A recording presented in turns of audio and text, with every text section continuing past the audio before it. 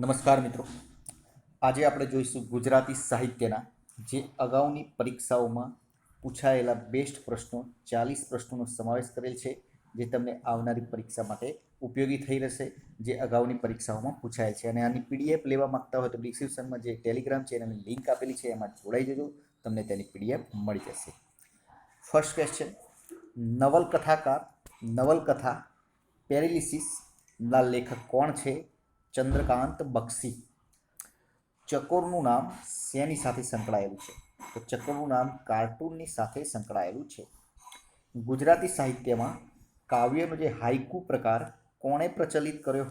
સ્નેહરશ્મિએ પ્રચલિત કર્યો હતો. જ્ઞાનપીઠ એવોર્ડ પ્રાપ્ત કરનાર પ્રથમ ગુજરાતી કોણ હતા? ઉમાશંકર જોશી. કયા જાણીતા ગુજરાતી કવિ અને સાહિત્યકારનું તખલ્લુસ વાસુકી છે? ઉમાશંકર જોશીનું. પ્રિયદર્શિની એ કોનું ઉપનામ છે? મધુસૂદન પારેખ. આગળના ક્વેશ્ચન જોઈએ. જય જય ગરવી ગુજરાતના રચયિતા કોણ છે? નર્મદ. લીલુડી ધરતી નવલકથાના લેખક કોણ છે? ચુનીલાલ મડિયાર. હિન્દુ ધર્મની બાળપોથી કોણે લખ્યું છે? આનંદ શંકર ધ્રુવ. નરસિંહ મહેતાનું જન્મસ્થળ કયું છે? તળાજા. ગુજરાતી સાહિત્ય અકાદમીનું મુખપત્ર કયું છે? શબ્દ સૃષ્ટિ. ધૂમકેતુનું મૂળ નામ જણાવો. તો ધૂમકેતુનું મૂળ નામ ગૌરીશંકર જોશી. પન્નાલાલ પટેલને તેમની કઈ કૃતિ માટે ભારતીય જ્ઞાનપીઠ પારિતોષિક એનાયત થયું હતું? માનવીની ભવાઈ માટે. જ્યાં જ્યાં વસે એક ગુજરાતી ત્યાં ત્યાં સદાકાળ ગુજરાત કવિના કોણે લખી છે? કવિ ખબરદાર. કયા કવિના નિશિત કાવ્ય સંગ્રહને ભારતીય જ્ઞાનપીઠ પારિતોષિક એનાયત થયું હતું? ઉમાશંકર જોશી. રણજીતરામ સુવર્ણચંદ્રક સૌ પ્રથમ કયા સાહિત્યકારને મળ્યો હતો? ઝવેરચંદ મેઘાણીને મળ્યો હતો. લોકપ્રિય કાવ્ય કસુંબીનો રંગના કવિ કોણ છે? ઝવેરચંદ મેઘાણી. સસ્તું સાહિત્યના સ્થાપક કોણ હતા? ભિક્ષુ અખાડા આનંદ. કઈ સંસ્થા ભાષા સાહિત્ય પ્રત્યે રુચિ જાગે એ માટે આસ્વાદ, સંસ્કાર અને દીક્ષા પરીક્ષાઓ યોજે છે? ગુજરાતી સાહિત્ય પરિષદ. ગાંધીજીએ કોને સવાઈ ગુજરાતી કહીને નવાજ્યા હતા? કાકા સાહેબ કાલેલકરને. સોક્રેટિસ નવલકથાના સર્જક કોણ છે? દર્શક. હા, પસ્તાવો વિપુલ ઝરણું સ્વર્ગથી ઉતર્યું એ પંક્તિ કયા કવિની છે? કવિ કલાપી. મિત્રો, આ પ્રશ્નો અલગ અલગ પરીક્ષાઓમાં પૂછાયેલા પ્રશ્નો છે. સરસ્વતી ચંદ્રના રચયિતા કોણ છે? ગોવર્ધનરામ ત્રિપાઠી. સફારી કયા વિષયનું પાક્ષિક છે?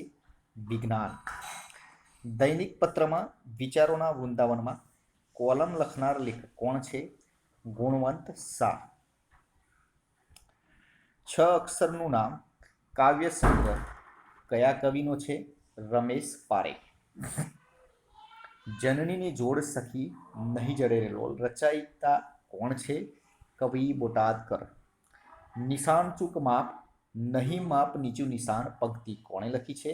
બક ઠાકોર. સુરસિંહજી તખ્તસિંહજી ગોખીલનું ઉપનામ શું છે? કલાપી.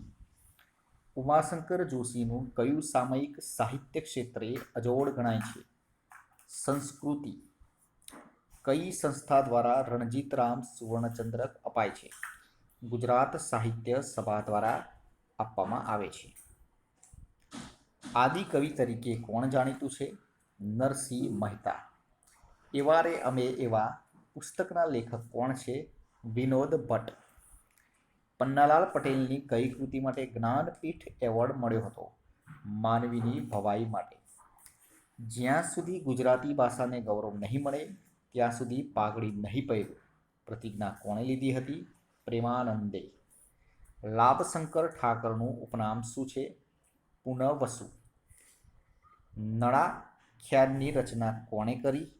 નળાખ્યાનની રચના પ્રેમાનંદે કરી હતી. મળેલા જીવ કોની કૃતિ છે? પન્નાલાલ પટેલ. ઉષ્ણસ ઉપનામ કયા સર્જકનું છે? નટવરલાલ પંડ્યા. વૈષ્ણવજન તો તેને કહીએ આ પંક્તિ કયા કવિની છે? નરસિંહ મહેતા. તો મિત્રો આ હતા આપણા આજના પ્રશ્નો. આ પ્રશ્નો અલગ અલગ પરીક્ષાઓમાં પૂછાયેલા છે. વિડીયો પસંદ આવે તો લાઈક કરી દેજો, પોતાના મિત્રો જોડે શેર કરજો, ચેનલને સબસ્ક્રાઈબ કરવાનું ના ભૂલતા.